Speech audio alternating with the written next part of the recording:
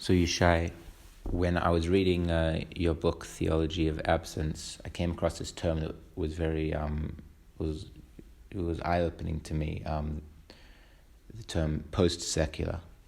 And you started really using it in a very significant way, in central theme in your writings. You also use phrases like post-Auschwitz, but let's start with post-secular. What does this phrase mean to you, and why are you excited by it? Why is it, not excited, maybe, why is it meaningful to you that we live in a post-secular age? That's my question. I think the distinguish between post-secular and post-Auschwitz is an ethical distinction, and I will deal with it in a moment. Even though, in a sense, we read both of them together.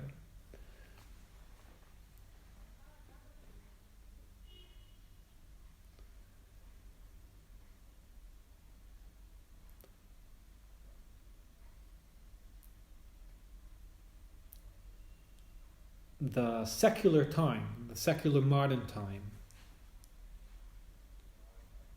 one, meaning when Nietzsche gives his cry out, God is dead, we need to understand it, confront that fact with the project of the Neurut of modern times, where God slowly evacuated man's life. He doesn't need him to be healthy. He doesn't need him for his fruits. He needs knowledge. He needs mada. The hashgacha pratit, a person knows his ways. And so on and so on. I'm not going to debate now. Is God here or not here? It is irrelevant. That was the winning point of secular modern times. God is irrelevant. So the pitaron was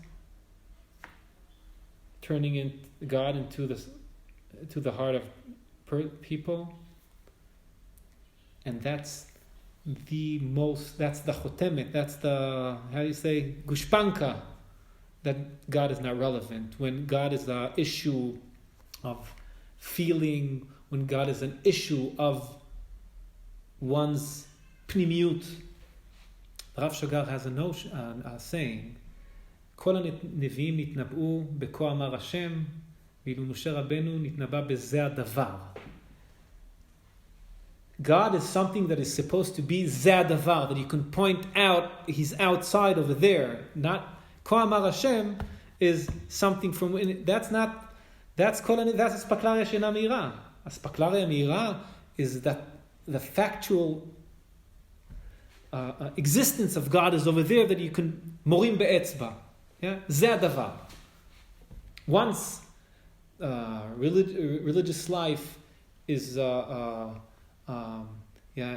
turned into one's pnimiut and one's subjective life and so on, that's the winning of modern times. That's the secular times. Post-secular times is meaning that here God is irrelevant, but he's still here.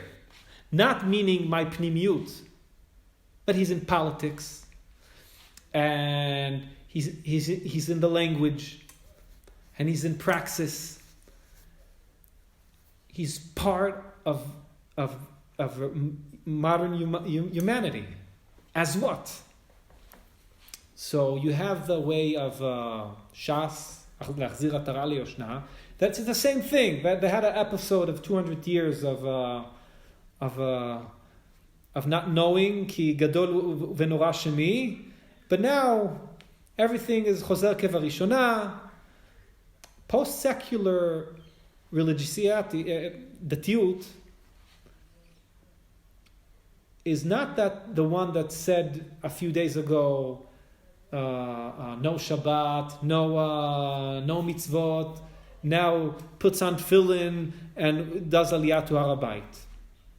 Is that the same one that the project of modern times established his world, didn't have the capability of erasing God. First and not least, the name, the mesamem, the safa. So God is here as an erased, unerasable name, as an erased, unerasable name, and that's post-secular.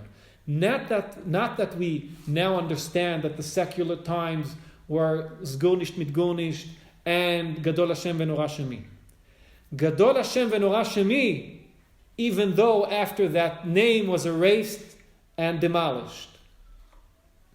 And now let's start speaking about how that name involves us and how do we involve with that name.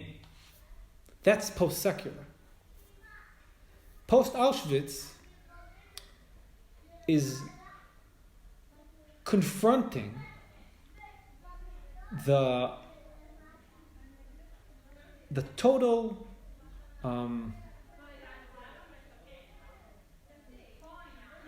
krisa. How do you say krisa?